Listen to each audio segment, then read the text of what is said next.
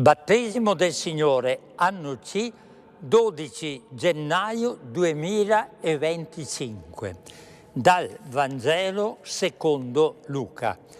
In quel tempo, poiché il popolo era in attesa e tutti, riguardo a Giovanni, si domandavano in cuor loro se non fosse lui il Cristo, Giovanni rispose a tutti dicendo: «Io vi battezzo con acqua, ma viene colui che è più forte di me, a cui non sono degno di slegare i lacci dei sandali.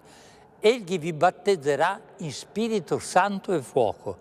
Ed ecco, mentre tutto il popolo veniva battezzato e Gesù, ricevuto anche lui il battesimo, stava in preghiera, il cielo si aprì e discese sopra di lui lo Spirito Santo in forma corporea, come una colomba, e venne una voce dal cielo: «Tu sei il figlio mio l'amato, in te ho posto il mio compiacimento».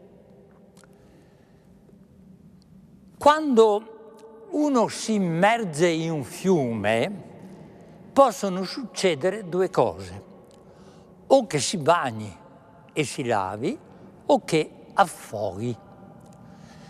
Il battesimo di Giovanni voleva significare queste due cose: chiedere a chi si battezzava di lavare il male, il peccato e l'egoismo che aveva in lui, o anche invitare chi si immergeva nelle acque del fiume Giordano ad affogare e uccidere il suo attaccamento all'io, al male, alla voglia di dominare gli altri.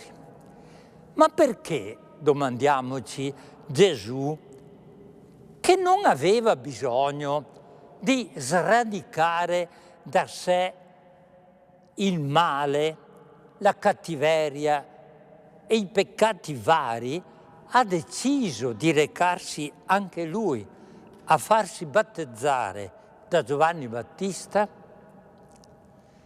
La risposta è molto semplice: perché Gesù vuole rispondere all'umanità angosciata che da millenni grida e prega così: se tu squarciassi i cieli e scendessi.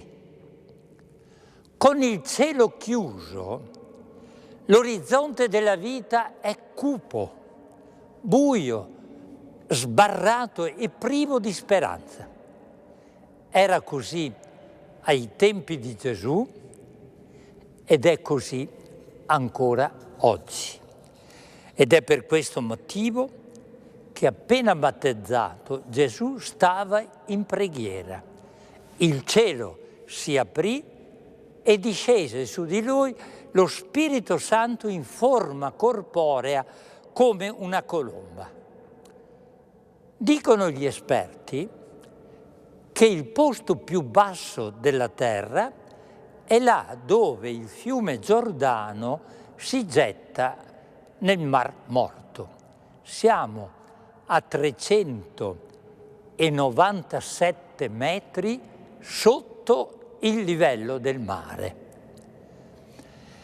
E il cielo qui si apre nel preciso istante in cui Gesù scende verso di noi. Proviamo a pensarci. L'umanità da sempre rincorre il sogno di salire verso l'alto.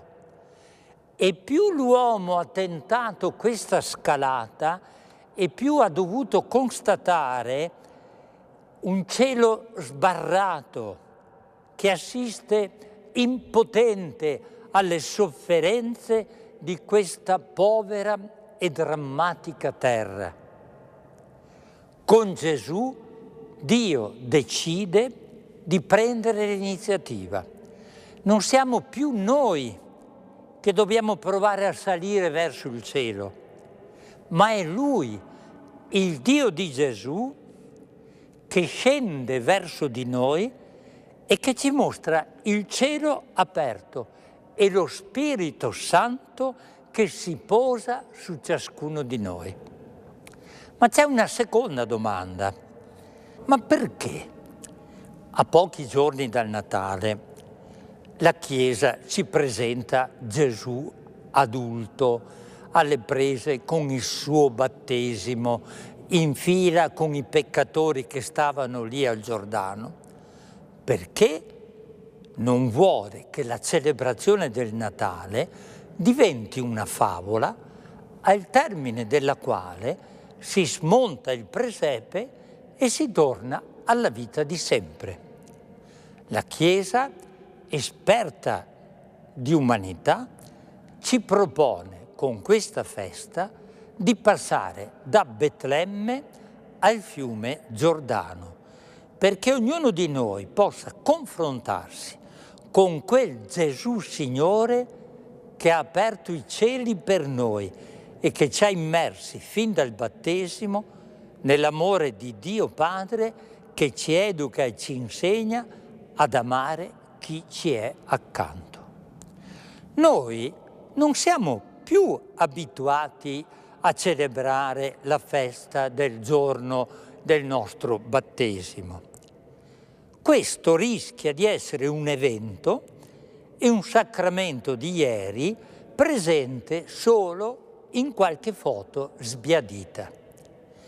In realtà, in quel giorno ci è stato fatto un dono grande che, se accolto piano piano, giorno dopo giorno, ci porta a vivere con il Signore Gesù, che ci abilita a vincere quotidianamente il male con il bene.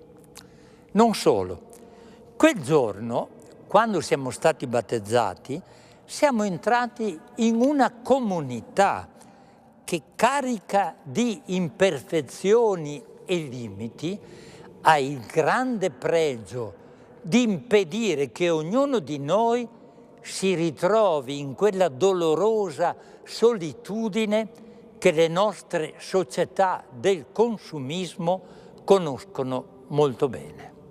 Inutile negarlo, siamo sempre connessi, ma sempre più soli. Per moltissimi bambini e le loro famiglie, la prima comunità è quella della scuola, dell'infanzia o del nido, ma sono soli anche i nostri adolescenti, i quali, per sfuggire a questa avarizia di relazioni, si improvvisano amanti prima del tempo, alle prese con fidanzatine e fidanzatini che in molti casi diventano la spia che denuncia che si sta vivendo e crescendo senza la compagnia di una indispensabile vita comunitaria fatta di adulti significativi. Alle prese con queste solitudini a due, per i nostri ragazzi non si accorgono che così facendo non riescono a impiantare nella loro vita i semi della solidarietà, della generosità e del coraggio per ideali alti e difficili da raggiungere. Senza una comunità, in particolare quella del Signore Gesù, che ci consegna il suo Vangelo e che spezza nell'Eucaristia il pane per noi, ognuno di noi si illude di poter scegliere i suoi amici, di poterli selezionare, di fare solo ciò che vuole e, ennesima povertà, di sentirsi autorizzato a interrompere impegni di formazione di scuola e di servizio agli altri, quando voglio, dicono, oppure quando non sento più niente dentro. Dopo il suo battesimo, Gesù non è più tornato indietro. Si è posto sulla soglia del cielo per aprirlo in modo definitivo, dice Marco nel suo Vangelo, per squarciarlo e per donarci in modo definitivo quella comunità imperfetta e carica di limiti, senza la quale però non conosciamo la fraternità che rompe ogni solitudine, la libertà di accogliere l'altro come un dono, la forza rigenerante del perdono e la gioia che scaturisce dal vivere per gli altri. Buona festa del battesimo a tutti. Caro Gesù, da piccolo mi sono bruciato davanti al camino e ancora oggi il fuoco mi attira e mi fa paura. Il fatto poi che in queste vacanze di Natale molte persone siano morte a casa a causa di stufe e camini difettosi, mi convince sempre più che con il fuoco non si scherza. È vero che San Francesco lo chiamava fratello fuoco, ma io preferisco lasciare che stufe, fornelli e fiamme varie le gestiscano i grandi. Per questo ho apprezzato quello che tu, risorto, hai detto ai tuoi apostoli: sarete battezzati in Spirito Santo e fuoco, togliendo il riferimento al fuoco che predicava Giovanni Battista. Grazie Gesù. Tu non sei venuto per condannare o per gettare nel fuoco chi fa i peccati, ma per aiutare chi è caduto a rialzarsi. Gesù, ti prego per zio Giorgio, che di lavoro fa il pompiere, proteggi lui e chi lavora con lui. Grazie.